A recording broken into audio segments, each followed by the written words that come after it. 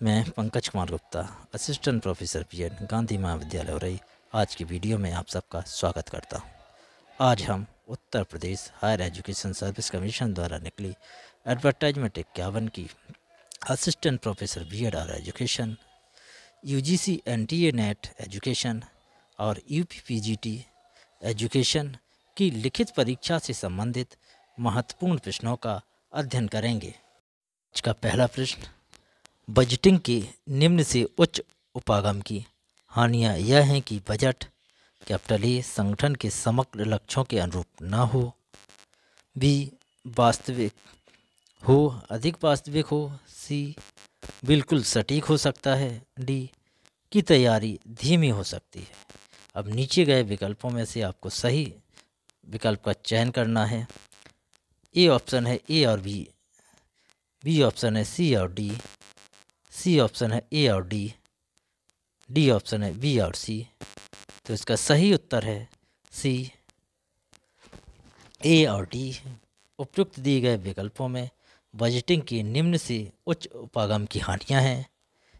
एक, बजट का स्वरूप संगठन के समग्र लक्ष्यों के अनुरूप ना हो। दूसरा, बजटिंग की तैयारी धीमी होना। वस्तुतः तर्कसंगत बजटिंग के निम्न सिद्धांत हैं। पहला, बजट संतुलित हो। बी, अधिक वास्तविक हो।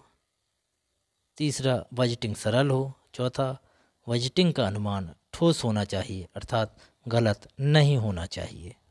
आज का दूसरा प्रश्न, किसी शोध उपकरण की विश्वसनीयता के लिए निम्नलिखित कथनों में से कौन से सही हैं? कैपिटल ए, किसी दिए गए परीक्षण उपकरण के लिए विश्वसनीयता नियत होती है।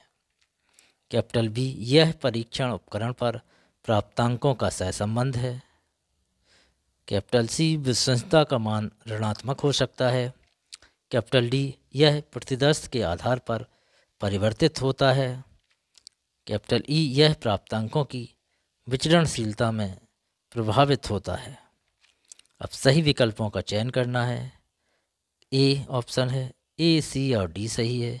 बी ऑप्शन बी डी और ई सही है। सी ऑप्शन ए बी और डी सही है। डी ऑप्शन सी डी और ई सही है। तो इसका सही उत्तर है बी डी और ई सही है। किसी शोध के उपकरण की विश्वसनीयता निम्नलिखित कारकों से प्रभावित होती है। एक, विश्वसनीयता परीक्षण उपकरण पर प्राप्तांकों का सहसंबंध होता है। यह प्रतिदर्शों के आधार पर परिवर्तित होता है क्योंकि यह उत्तरदाताओं की संख्या पर निर्भर करता है। तीसरी, विश्वसनीयता उत्तरदाताओं के द्वारा प्राप्तांकों के बीच विचलनशीलता से भी प्रभावित होती है। चौथा, उपकरण में प्रश्नों की संख्या बढ़ाने पर विश्वसनीयता प्रभावित होती है।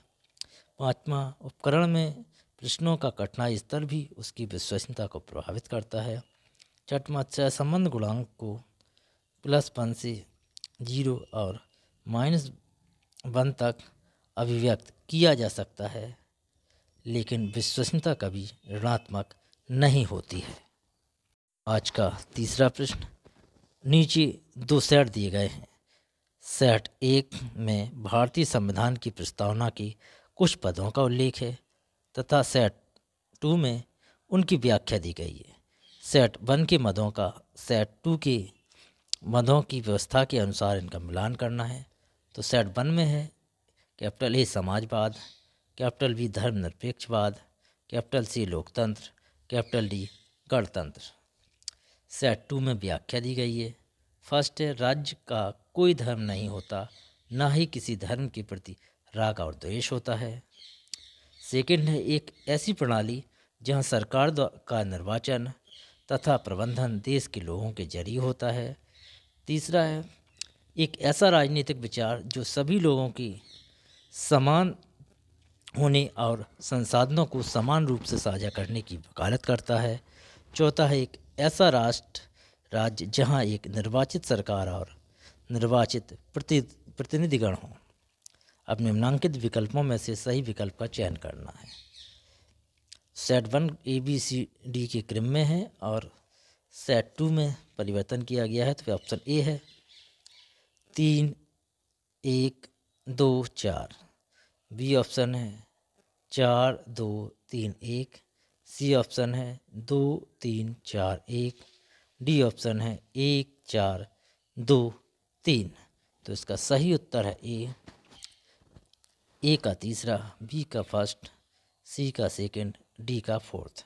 यानी समाजवाद क्या है? समाजवाद एक ऐसा राजनीतिक विचार जो सभी लोगों को एक समान होने तथा संसाधनों को समान रूप से साझा करने की वकालत करता है। धर्मनिरपेक्षता क्या है? राज्य का कोई धर्म नहीं होता है, नहीं किसी धर्म के प्रति राग और द्वेष होता है, यानी किसी धर्म के प्रति राग या द्वेष नहीं होगा, ना ही राज्य का कोई धर्म होगा। लोकतंत्र क्या है? लोकतंत्र एक ऐसी प्रणाली है जहां सरकार का निर्वाचन और प्रबंधन देश के लोगों के जरिए होता है। और गणतंत्र क्या है? एक ऐसा राष्ट्र जहां एक निर्वाचित सरकार तथा निर्वाचित प्रतिनिधिगण होते हैं। आज का चौथा प्रश्न, निःशक्त व्यक्तियों के आधार संबंधी संयुक्त राष्ट्र के सम्मेलन UNCRPD में कौन से उपाय सुझाए गए हैं? कैपिटल ए, मानवाधिकारों की पूर्ण रूपेण उपलब्धता तथा समान रूप से इनकी उपलब्धता सुनिश्चित किया जाना। कैपिटल बी, सभी निःशक्त जनों के लिए मौलिक स्वतंत्रता सुनिश्चित किया जाना। कैपिटल सी, बच्चों को विद्यालय न भेजने वाले माता पिता के विरुद्ध कानूनी कार्रवाई। कैपिटल डी, ऐसे बच्चों के प्रति सम्मान का भाव रखने को बढ़ावा दिया जाना। अब निम्नलिखित में से सही उत्तर का चयन करना है। कैपिटल ए सी डी,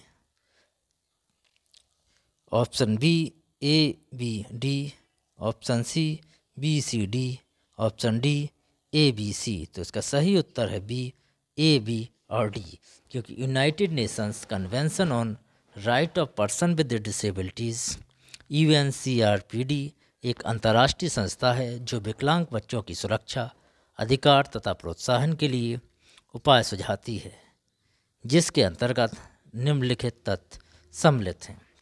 पहला, मानवाधिकार का पूर्ण रूपेण तथा समान रूप से इसकी उपलब्धता सुनिश्चित किया जाना चाहिए। दूसरा, सभी निःशक्त जनों के लिए मौलिक स्वतंत्रता सुनिश्चित किया जाए, अर्थात उनके मौलिक अधिकार तय किए जाएं। तीसरा, समाज को उनके प्रति दया का नहीं बल्कि सम्मान का भाव रखने के लिए बढ़ावा दिया जाना चाहिए, अर्थात इसमें कहीं भी माता पिता के विरुद्ध कानूनी कार्रवाई की बात नहीं की गई है।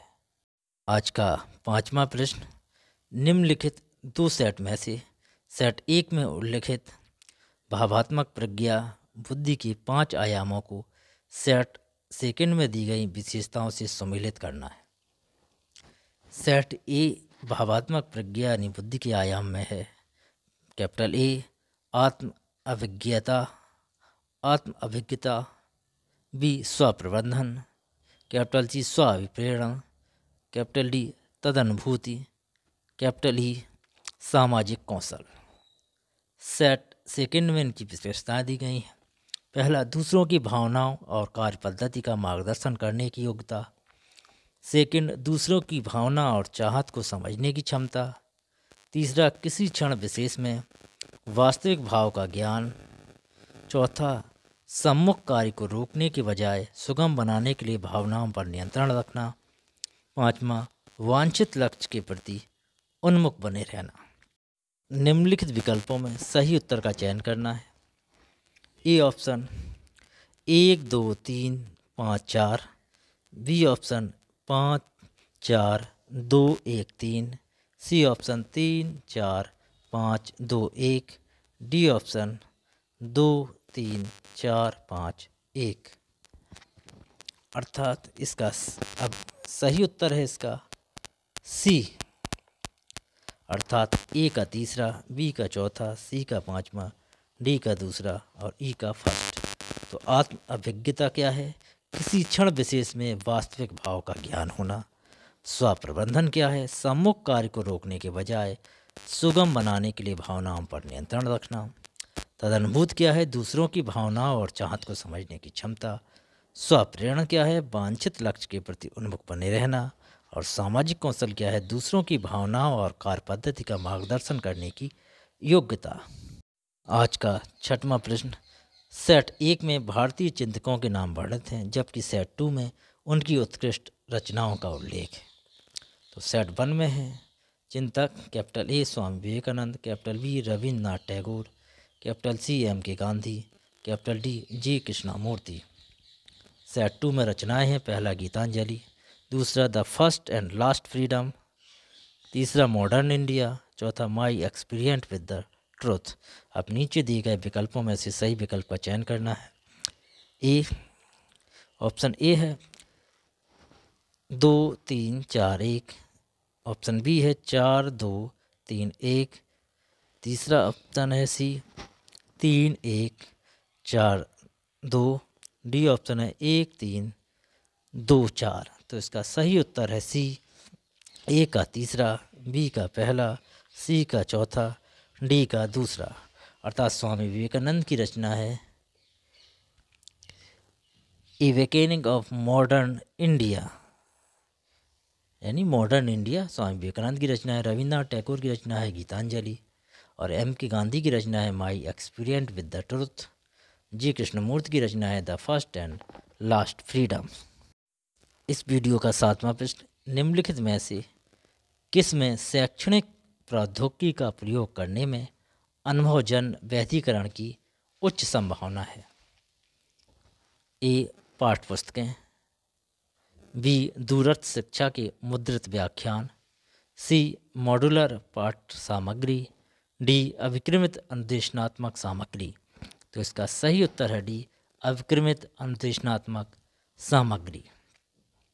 अभिक्रमित अनुदेशनात्मक सामग्री में शैक्षिक प्रौद्योगिकी का प्रयोग करने में अनुभवजन्य वैधीकरण की उच्च संभावना होती है, क्योंकि यह वह तकनीक है जिसमें वस्तु को छोटे छोटे कड़ियों में विभाजित किया जाता है, जिन्हें सीखने वाले को पढ़कर अनुक्रिया करनी होती है, जिसके सही या गलत होने का उसे तुरंत पता चल जाता है।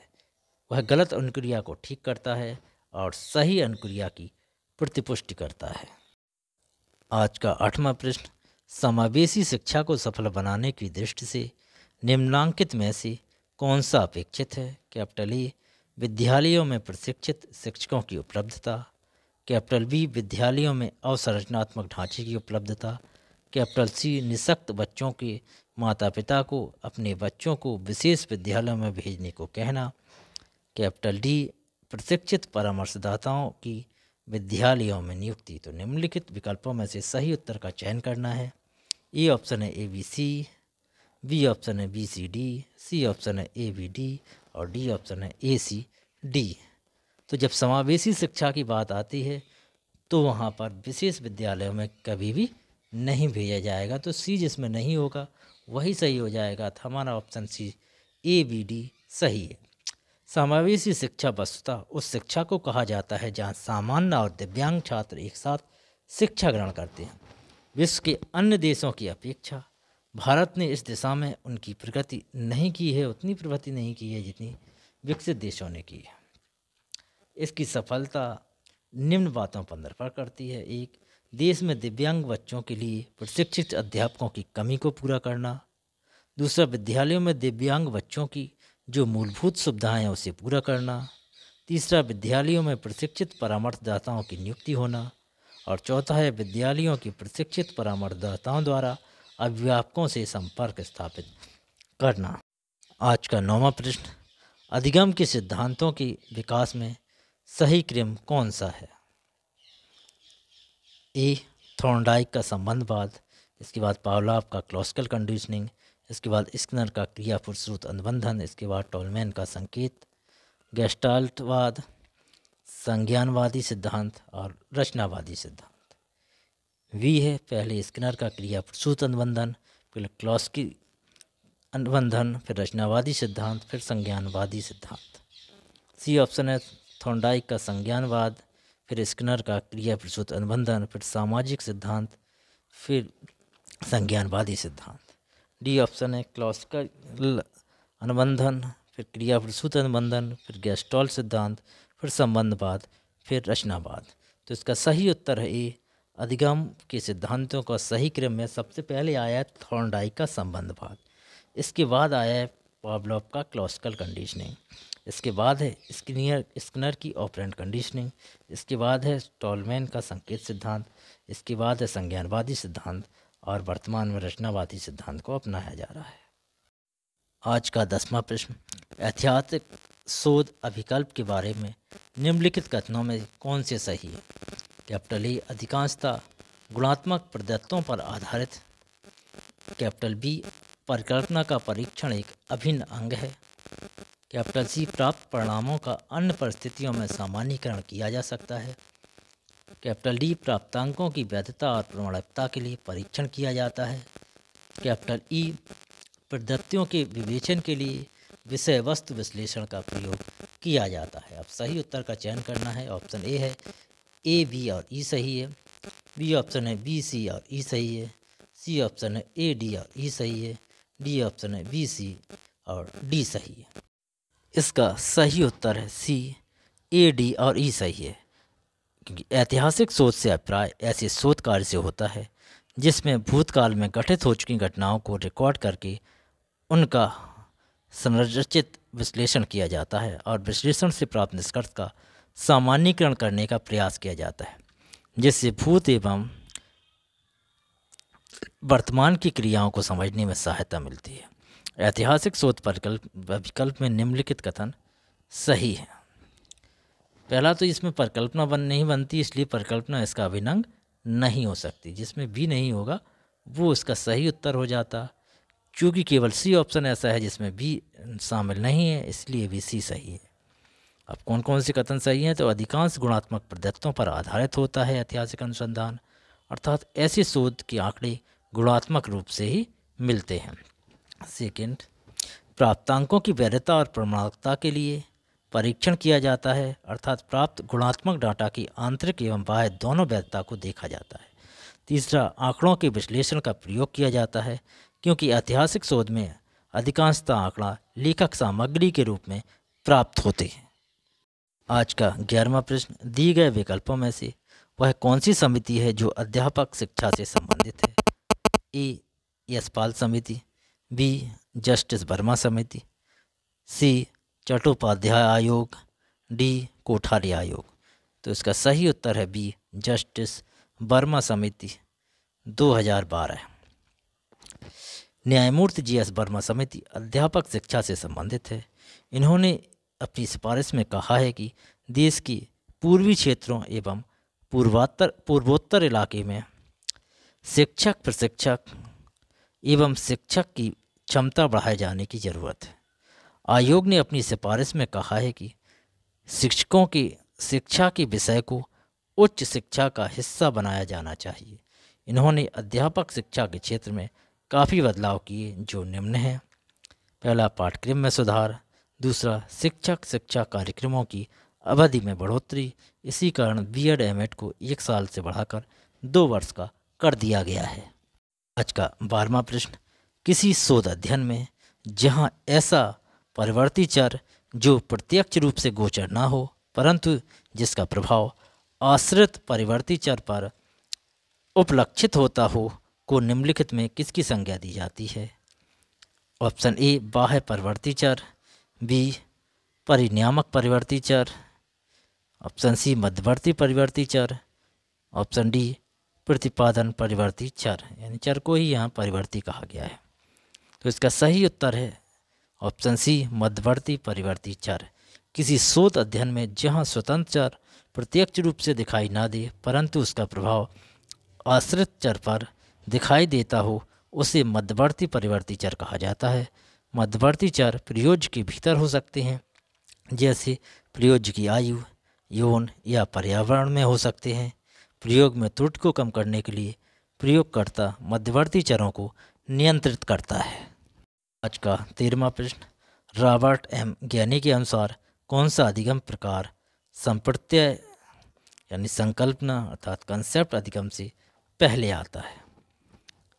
कैपिटल ए, नियम अधिगम। कैपिटल बी, संकेत अधिगम। कैपिटल सी, समस्या समाधान अधिगम। कैपिटल डी, शाब्दिक सहचर्य अधिगम। कैपिटल ई, उद्दीपक अनुक्रिया अधिगम। सही विकल्प को चुनना है। ऑप्शन ए है ए, बी और ई। ऑप्शन बी है बी, सी और ई। ऑप्शन सी है बी, ई और डी। ऑप्शन डी है सी, डी और ई। तो इसका सही उत्तर है सी, बी, ई और डी, क्योंकि जो प्रॉब्लम सॉल्विंग मेथड से समस्या समाधान अधिगम है वो सबसे ऊपर होता है, तो ये तो होगा नहीं, यानी इसमें सी ना हो, तो ए और ई बचा है। इसके बाद एक ए नियम अधिगम, ये भी समस्या समाधान के जस्ट नीचे होता है, तो जिसमें ए और सी ना हो, अर्थात सी ऑप्शन सही है। अधिगम मानव संस्कार एवं क्षमता में परिवर्तन है जो कुछ समय तक धारण किया जाता है तथा जो केवल बुद्धि की प्रक्रियाओं के ऊपर ही आरोग्य होता है।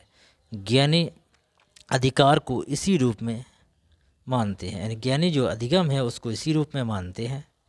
उन्होंने इसका एक पदानुक्रम दिया है जो इस प्रकार है। सबसे नीचे होता है संकेत अधिगम, इसके बाद उद्दीपक अनुक्रिया अधिगम, इसके बाद श्रृंखला अधिगम, इसके बाद शाब्दिक सहचार्य अधिगम, इसके बाद विभेदी अधिगम, इसके बाद प्रत्यय अधिगम।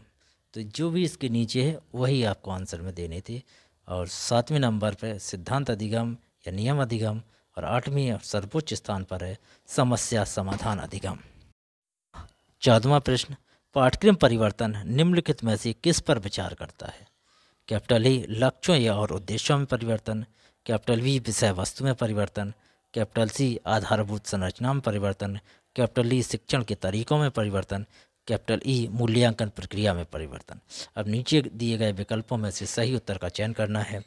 ए ऑप्शन है ए बी सी और डी, बी ऑप्शन है ए सी डी और ई, सी ऑप्शन है बी सी डी और ई, डी ऑप्शन है ए बी डी और ई। तो इसका सही उत्तर है डी, ए बी डी और ई। क्योंकि आधारभूत संरचना में कभी भी पाठ्यक्रम में परिवर्तन नहीं किया जाता, इसलिए इसका ऑप्शन डी सही है। क्योंकि संकुचित अर्थ में शिक्षा केवल स्कूली शिक्षा या पुस्तकीय ज्ञान तक सीमित था, परंतु विस्तृत अर्थ में पाठ्यक्रम के अंतर्गत वह सभी अनुभव आ जाते हैं जिन्हें एक पीढ़ी अपनी पुरानी पीढ़ी से प्राप्त करती है। साथ ही विद्यालय में रहते हुए शिक्षक के संरक्षण में विद्यार्थी जो भी क्रियाएं करता है वह सभी पाठ्यक्रम के अंतर्गत आती हैं। जब कोई व्यक्ति पाठ्यक्रम में परिवर्तन लाना चाहता है तो उसे निम्न बिंदुओं पर विचार करना चाहिए। सबसे पहले इसके लिए विषय वस्तु में परिवर्तन करना, और जब विषय वस्तु में परिवर्तन करेगा तो उसके लक्ष्य और उद्देश्य परिवर्तित हो जाएंगे। मेरे हिसाब से तो लक्ष्य और उद्देश्यों में सबसे पहले परिवर्तन होता है, उसी के अनुसार विषय वस्तु बनाई जाती है और विषय वस्तु में परिवर्तन होता है। तीसरा, विषय वस्तु बदलेगी तो शिक्षण के तरीकों में भी बदलाव आएगा, और चौथा, शिक्षण के में बदलाव आएगा जब, तो मूल्यांकन प्रक्रिया में भी बदलाव आएगा। अतः इन सभी पहलुओं पर विचार करने के बाद ही हमें पाठ्यक्रम परिवर्तन करना चाहिए। 15वां और अंतिम प्रश्न, निम्नलिखित दोनों सेट का मिलान करें जिसमें कूट फर्स्ट अंतर्निहित प्रयोजनों को दर्शाता है जबकि सेट सेकंड में शिक्षण के स्तर का उल्लेख है। सेट 1 अंतर्निहित प्रयोजन कैपिटल ए है। इसका प्रमुख प्रयोजन विषय को गहराई से जानना, समझ विकसित करना एवं संरचना की स्पष्टता की ओर अग्रसर होना है। कैपिटल बी, इसका प्रमुख विचार की क्रमिक प्रस्तुति पर है जिसमें विचारों पर लंबे समय तक धारण हो सके। कैपिटल सी, इसका मूल प्रयोजन विद्यार्थियों को स्पष्ट, सुसंगत तथा समालोचनात्मक चिंतन देना है जिससे विचारों को गढ़ा जा सके। कैपिटल डी, इसका उद्देश्य है स्वयं के भावों को बढ़ाना और बढ़ावा देना जिससे स्वतंत्रता का अनुभव हो सके। अब निम्नलिखित विकल्पों में से सही उत्तर का चयन करना है, लेकिन अभी सेट 2 तो बताया नहीं है, तो पहले सेट सेकंड में क्या है? शिक्षण के स्तर। पहला स्वायत्त विकास स्तर, दूसरा स्मृति स्तर, तीसरा अवबोध का स्तर, चौथा विमर्शी चिंतन स्तर। अब निम्नलिखित विकल्पों में से सही उत्तर चुनना है। ए ऑप्शन है ए के साथ फर्स्ट, बी के साथ थर्ड, सी के साथ सेकंड, डी के साथ चौथा। बी ऑप्शन है second, fourth, first, third. C option है fourth, first, third, second. D option है थर्ड, सेकंड, फोर्थ, फर्स्ट। तो इसका सही उत्तर है डी, ए का तीसरा, बी का दूसरा, सी का चौथा और डी का पहला। क्योंकि इसका प्रमुख प्रयोजन विषय को गहराई से जानना, समझ विकसित करना और संरचना की स्पष्टता की ओर अग्रसर होना है। ये अवबोध स्तर का मापन का शिक्षण है, अवबोध स्तर का शिक्षण है, यानी अंडरस्टैंडिंग लेवल ऑफ टीचिंग। दूसरा, इस प्रमुख विचार की क्रमिक प्रस्तुति पर है। जो प्रमुख विचार है वो क्रमिक प्रस्तुतिकरण करना है, जिससे विचारों को लंबे समय तक धारण किया जा सके। जब धारणा की बात आ गई है तो मेमोरी स्तर हो जाएगा, स्मृति स्तर है। तीसरा, इसका मूल प्रयोजन विद्यार्थियों को स्पष्ट, सुसंगत तथा समालोचनात्मक चिंतन देना है, जिसमें विचारों को गढ़ा जा सके। ये विमर्शी चिंतन लेवल है, उच्च स्तर है, तीसरा स्तर है। चौथा, इसका उद्देश्य स्वयं के भावों को बढ़ावा देना, जिससे स्वतंत्रता का अनुभव हो। तो स्वतंत्रता का अनुभव है तो स्वायत्त विकास स्तर हो जाएगा, ऑटोनोमस डेवलपमेंटल लेवल। यदि ये वीडियो अच्छा लगा हो तो लाइक करिए, अपने दोस्तों तक पहुंचाने के लिए शेयर करिए। यदि कुछ कमी लगी हो तो कमेंट करिए। और यदि आप कंपटीशन की तैयारी कर रहे हैं या शिक्षा शास्त्र से संबंधित आपको वीडियो देखने हैं तो हमारे चैनल को सब्सक्राइब करिए। धन्यवाद। Thank you for watching.